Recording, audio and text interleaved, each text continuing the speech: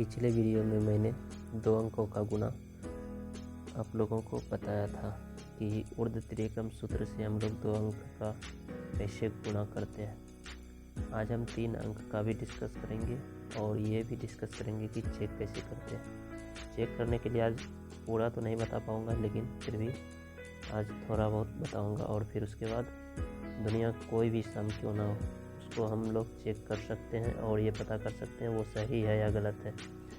तो आज शुरू करते हैं। पहले हम जो पीछे पढ़े हैं उसे एक बार देख लेते हैं ये कैसे होता है। एक एग्जाम्पल लेते हैं।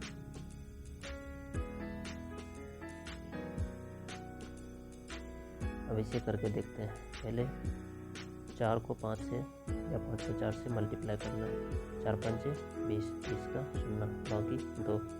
फिर 5 को 2 से, 5 दूनी 10, फिर 3 को 4 से, 4 तिया 12, 12 10 22, 22 2 24 का 4, बाकी 2।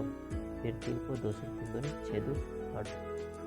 तो ये आपका आंसर हो गया। तो इसको एक सिंपली सा एक सूत्र में याद रखना है, जो पहले खड़ा गुना, फिर उसके बाद तिरछा और फिर सीधा। ये इस तरह से इसका मल्टीप्लाई का एक रूल होता है। चलिए हम 3 अंक पे आते हैं। अभी तक तो हमने 2 अंकों का सीखा। 3 अंक पहले लिख लेते हैं। 4 3 2 6 3 2। ठीक है, कोई भी 3 अंक लिख सकते हैं, मैंने ये लिख दिया है। अब इस पर देखते हैं। इसमें अभी तक तो हम 2 अंक में पढ़ते थे।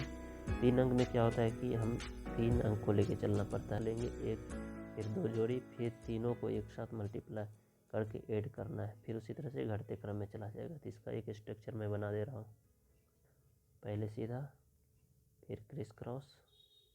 अब जब 3 अंक में आएंगे तो इधर से और एक बीच में जो बचेगा उसको इस तरह से मल्टीप्लाई करना है। तो ये सिंपली याद रखना है। याद रखने के लिए एक छोटा सा स्ट्रक्चर बना दे रहा हूँ।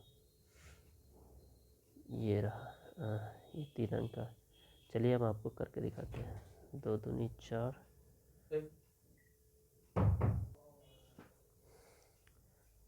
3 और 2 को मल्टीप्लाई और फिर 3 और 2 को, 3 दूनी 6। हम यहाँ पर इसको ऐड करते हैं 6 और फिर 3 दूनी 6, 6 6 12 हो जाएगा।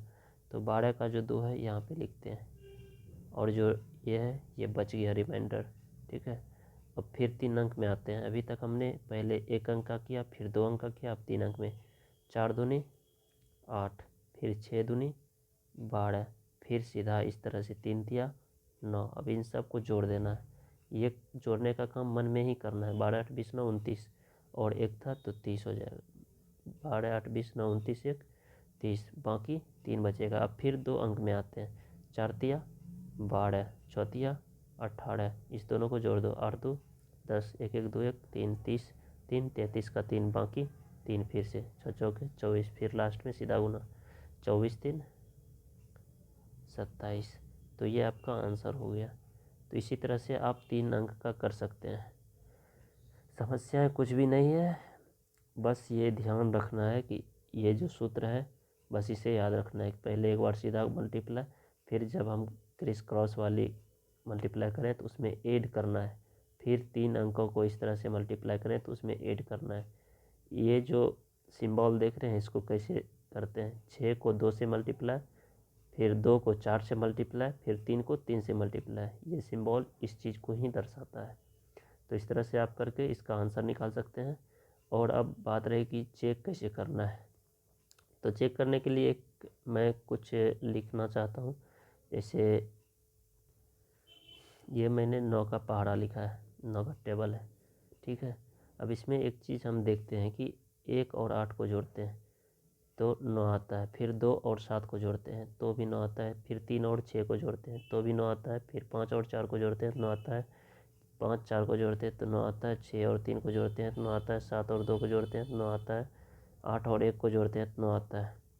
इस तरह से हम देखते हैं कि 9 के मल्टीप्लिकेशन में मतलब हमेशा इनके संख्या के अंकों को जोड़ा जाता है तो 9 ही 9 आता है। ठीक है, तो एक चीज़ हम आपको बताना चाहते हैं कि लगभग 0 = 9 होता है।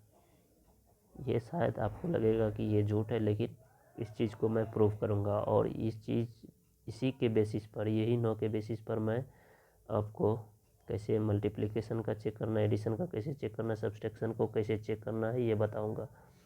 तो अभी तक के लिए बस इतना ही। आगे के वीडियो में फिर डिस्कस करेंगे इस चीज़ के बारे में कि चेक कैसे करना है। अगर आपको ये वीडियो अच्छी लगी हो तो सब्सक्राइब कर दीजिए, लाइक कर दीजिए और शेयर कर दीजिए, ताकि मैं अगला वीडियो बना सकूं आपके लिए। जय हिंद।